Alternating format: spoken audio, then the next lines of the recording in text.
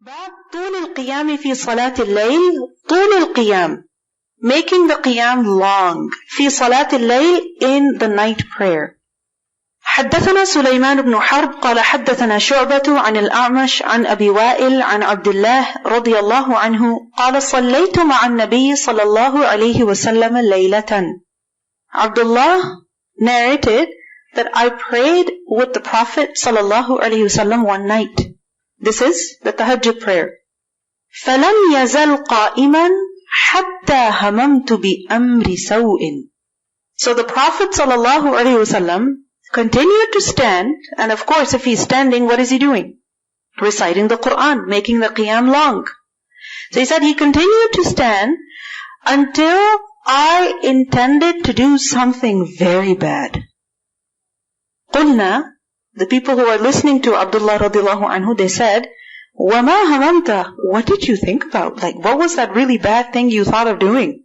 قَالَ هَمَمْتُ, he said, I thought أن أقعد, that I should sit down. وأذر النبي صلى الله عليه وسلم, and that I should leave the Prophet صلى الله عليه وسلم to stand alone. What is he saying over here? That the qiyam was so long, I felt like I could not stand anymore. I wanted to sit down.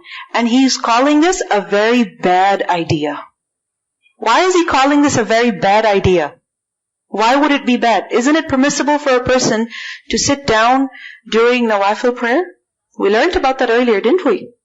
That in nawafil prayer, if you're feeling tired, if you're feeling, your feet are hurting, you can easily sit down for part of the qiyam or all of it, and there's no harm. So why is he saying that this was a very bad idea? How is it a bad idea when it's permissible? Yes? Exactly, because what was his position in the salah? He was the ma'moom, and who was the imam? The Prophet sallallahu alaihi wasallam. So it would not be right for him to leave the Prophet sallallahu alaihi wasallam standing, alright, and then he is sitting down. This would be disrespectful to the Prophet sallallahu alaihi wasallam. Look at the adab that the Sahaba had. And look at the respect that he's calling this very thought a bad idea. That out of respect, he doesn't even want to sit down, even though it is permissible. Okay, now what do we learn from this hadith? Why is Imam Bukhari mentioning this hadith over here? To prove that the qiyam should be short or long? Short or long? Long. How long?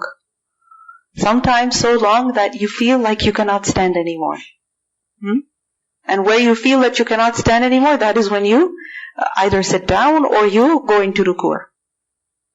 حدثنا حفص بن عمر قال حدثنا خالد بن عبد الله عن حسين عن أبي وائل عن حذيفة رضي الله عنه أن النبي صلى الله عليه وسلم كان إذا قام للتهجد من الليل يشوص فاه بالسواك. So Hudhayfa radiallahu anhu, he said that when the Prophet sallallahu alaihi wasallam would stand up for the tahajjud prayer in the night, what would he do? He would yashusu his mouth with the siwak. What does yashusu mean? That he would clean it. He would clean it out with the siwak. Alright? You see, one is that, for example, a person is flossing their teeth and, really thoroughly cleaning every part of all of their teeth, all the surfaces, all the sides. And the other is that you just generally clean it. So this is yashusu. Alright? That he would make sure that he would clean his mouth for tahajjud prayer. Why? What we learn from this is that it's a sunnah to clean the mouth for tahajjud prayer also. Alright? Why? Why is rinsing the mouth alone not sufficient? What's the reason? Because generally we would think, I'm going to go sleep again after tahajjud, right? And then fajr when I wake up, I'll just, shower and get ready for the day, and that's when I'll clean my mouth.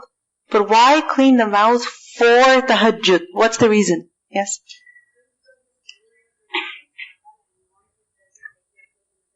Exactly. Allah subhanahu wa ta'ala says in the Quran that خُذُوا زِينَتَكُمْ عِنْدَ كُلِّ مَسْجِدٍ.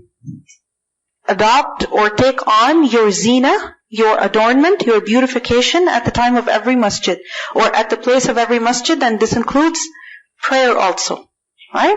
So part of beautification is also cleaning. In fact, that's the first step. That you clean, at-takhliyah, you get rid of the germs and the smell and the dirt. And then there is tahliyah, then there is adornment. Right?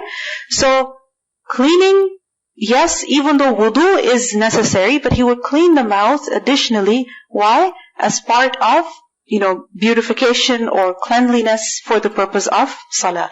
Any other reason? Yes? Okay. If you think about it, in Qiyamul Layl, what are you doing mainly? What are you doing? Reciting. Isn't it? You're reciting the Quran. That's the highlight of the night prayer. Correct? So as you're reciting the Quran, what are you using? Your mouth. Right? So if you have bad breath from the sleep, from the night, then what's going to happen? Are you going to enjoy that salah yourself? Firstly, will you enjoy it yourself? It will be difficult for you to even focus. And when you clean your mouth, what happens? You feel awake. Isn't it? And from hadith, we also learned that when a person stands up in the night prayer and he recites the Quran, then the angel takes the Quran, because our deeds are received by the angels, right? And they record them, they carry them. And so the angel takes the recitation of the Quran directly from the mouth of the reciter. Right? Directly from the mouth of the reciter. So it would not be appropriate to put that angel in difficulty. Before we continue, just one more thing I would like to add over here. Where the Prophet ﷺ is so concerned about his body for salah, his mouth, then should we be concerned about the rest of the body? The rest of the body, that it should also be clean? And maybe our clothes also, that they should be clean? Yeah? So if we haven't showered for 3 days, and if our clothes are smelling, hair is smelling, if this person was unwell, that's a different story. Right? But if the clothes are smelling, the body is smelling odor and things like that, then it needs to be cleaned. So even when we come to the class, we should, inshallah, make sure that our clothes do not smell. Because I understand that when you're wearing, especially women, when you're wearing the abaya for a long time, a whole day, 2 days or 3 days in a row, it can get smelly.